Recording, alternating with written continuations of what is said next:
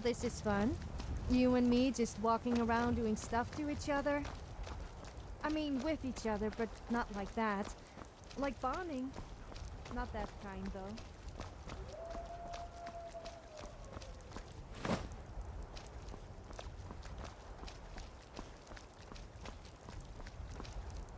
Greetings, brother. You look weary. I have something to help you relax if you're interested.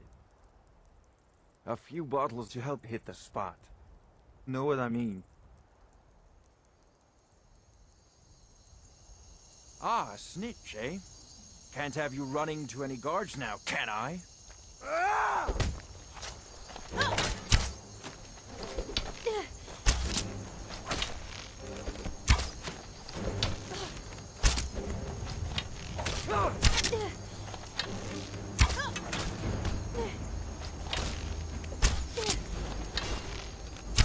This ends now. You win, I submit. Seduce my victims before I kill them, but I'm more casual and my friendly and my preferred.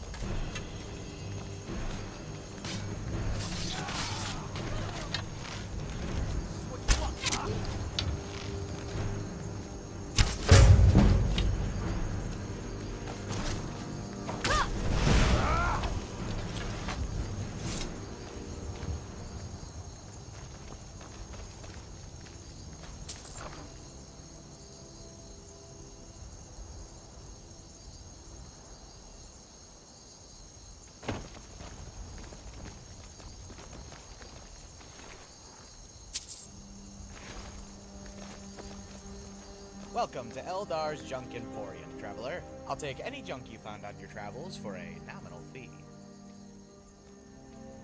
That's right, a flat fee of 20 gold for taking your junk off your hands. I'll also take any items of acceptable value. Now, you can hand over any items to me, or you can leave them in the chest. It's all on the honor system. So drop what you can, take what you must. That's our motto here at Eldar's Junk Emporium. Why? Are you trying to muscle in on my business?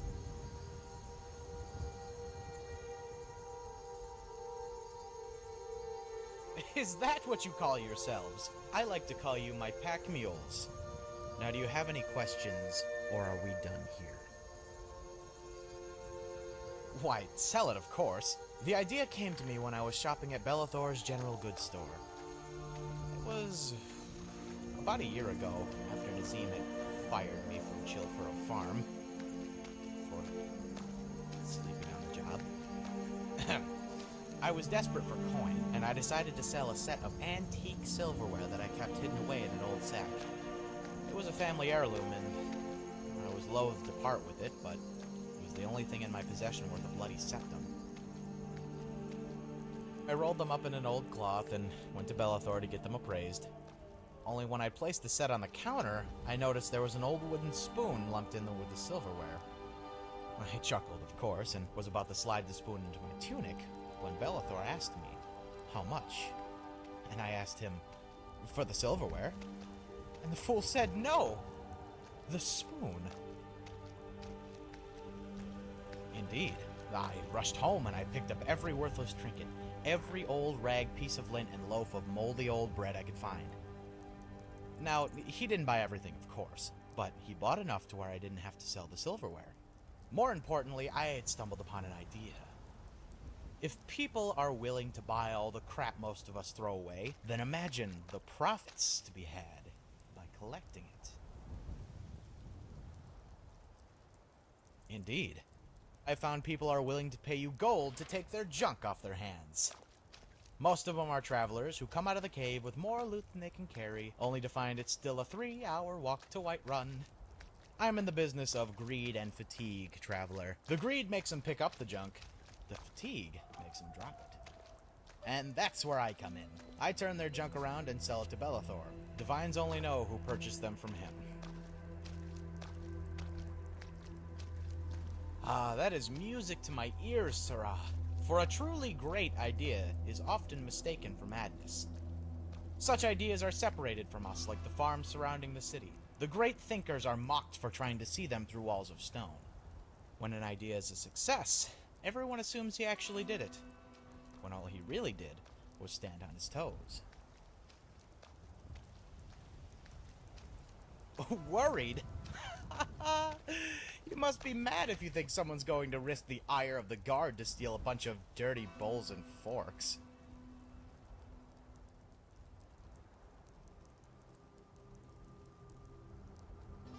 But only if you had the patience to move them.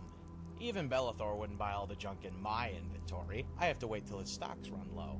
Once market demand is high and supply is low, then I make my move. That's the only way any of this junk has any value. It can take months, even years. No thief has the patience to wait this long. Not when there are plenty of other things he can steal, and not when his stomach growls for food. Depends on what you mean. But no, I don't plan on being here forever. My goal is to buy a house in Whiterun and run my own business in the market district. But my motivation is to get a seat at the Jarl's table, right across from Nazim. When he fired me, I thought of ways to get back at him. Poison his food, bed his wife, burn his crops. In the end, though, it wasn't worth it. None of those things mattered to him, and when all accounts were settled, he'd still be rich. And I'd still be poor. But if a poor farmer somehow managed to worm his way into the Cloud District, well, people would think he was the Skyforge the way steam would come out of his ears.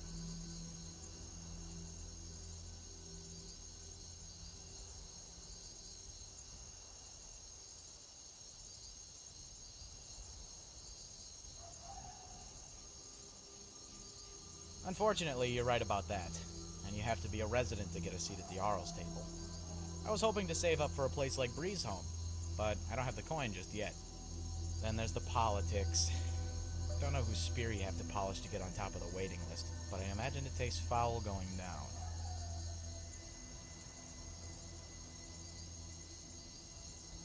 What? You? What did you do, save the city? Oh, wait. You did, didn't you? Well, I bet the greedy bastard still didn't give you a discount.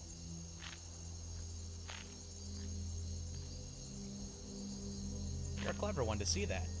As you might expect, I can't put anything too valuable in the chest, or else it'd be too difficult to guard.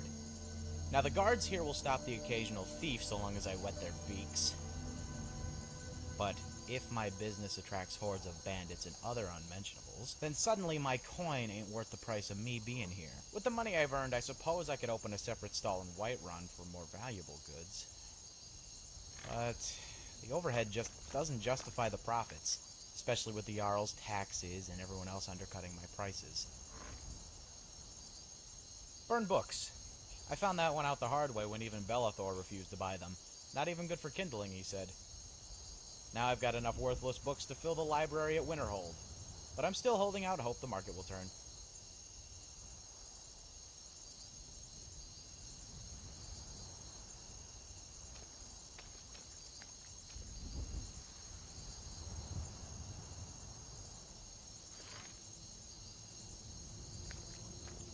Maybe now, but unlike burned books, they still have utility. In fact, the market may change soon, with blacksmiths too busy forging swords to bother with common dinnerware.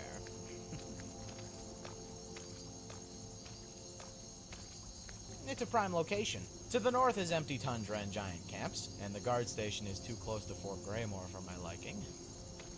To the west you have Riverwood, where most travelers have already unloaded their wares at Lucian's shop.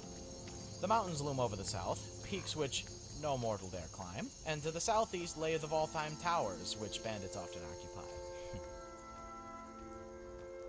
Travelers from the east, however, face no peril other than the occasional divot in the road and the stare of Vantus' wife.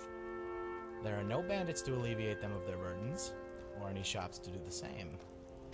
Their only foe is a shallow incline, but to an over-encumbered soul, it can seem larger than any dragon.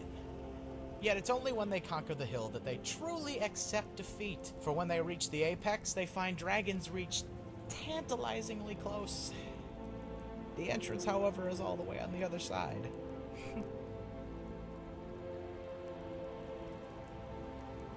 Until next time.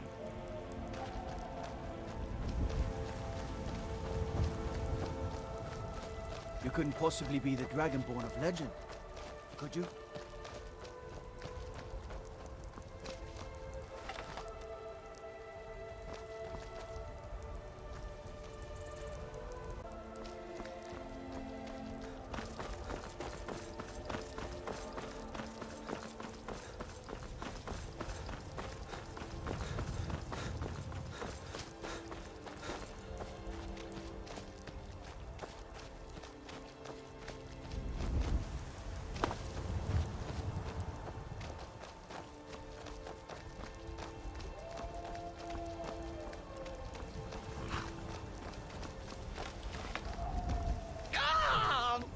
And me funnel stuck here. Stuck! My mother, my poor mother. Unmoving, at rest, but too still. Oh, poor Cicero is stuck. Can't you see? I was transporting my dear, sweet mother. Well, not her. Her corpse.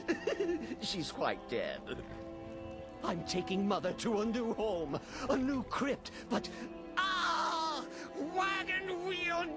Damnedest wagon wheel! It broke. Don't you see? Oh! Oh, yes! Yes, the kindly stranger can certainly help. Go to the farm, the Lorius farm, just over there, off the road. Talk to Lorius. He has tools. He can help me. But he won't. He refuses. Convince Lorius to fix my wheel. Do that, and poor Cicero will reward you with coin. Gleamy, shiny coin.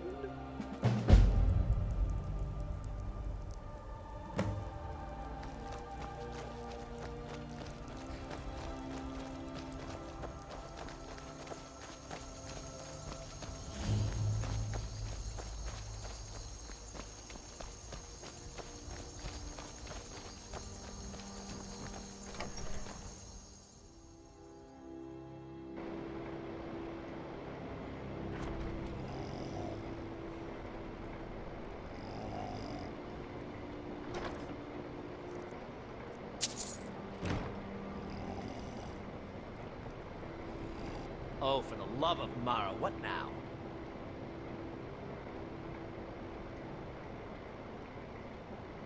That Cicero fella? Tell me something I don't know. Crazy fool's already asked me about 5 times. Seems he's not satisfied with my answer. Why can't he just leave us alone? Pay me? You think this is about money? Have you seen the man? He's completely out of his head. A jester here in Skyrim? Ain't been a merry man in these parts for 100 years. And he's transporting some giant box. Says it's a coffin, and he's going to bury his mother. Mother, my eye. Could have anything in there. War contraband, weapons, skooma. Ain't no way I'm getting involved in any of that. Well, there is something. There's a guard patrols the road that crazy jester is on. He passes by pretty often. You could report the fool. You know, say he's done something against the law. That will at least get rid of him for me. What do you say? Fine, suit yourself. But you're wrong anyway. Just look at the fool. I don't know what it is, but he's damn well guilty of something.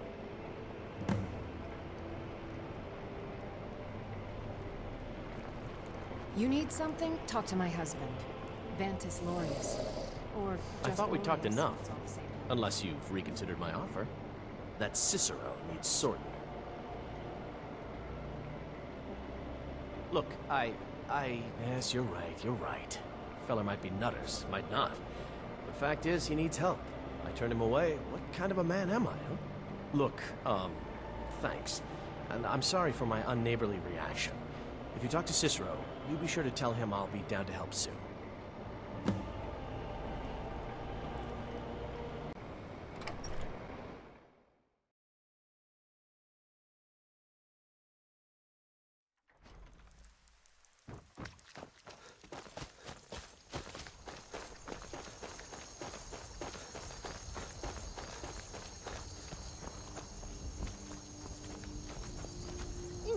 Poor mother! Her new home seems so very far.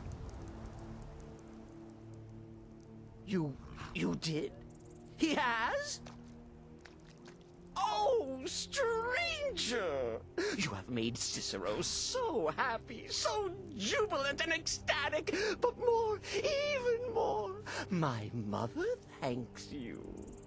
Here for your troubles, shiny, clinky gold. A few coins for your kind deed, and thank you again.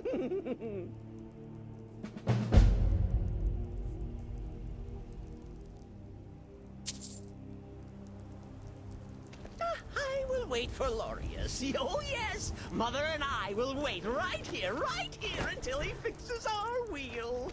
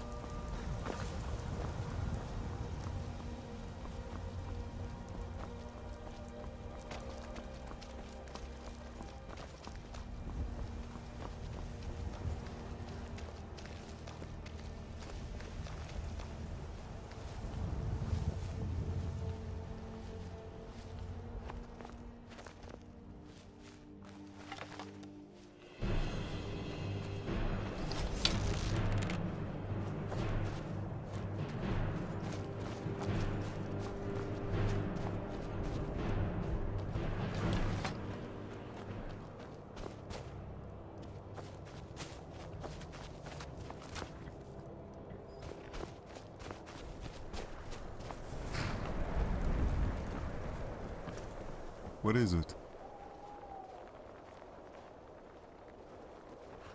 Hey.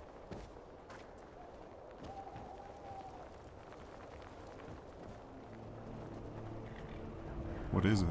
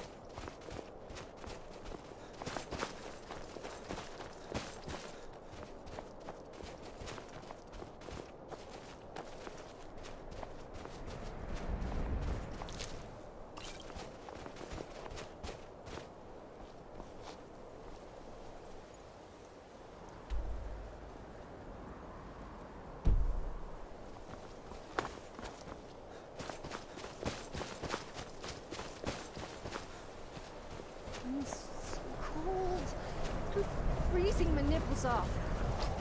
Did I say nipples, I meant? Damn it, it sounds like nipples.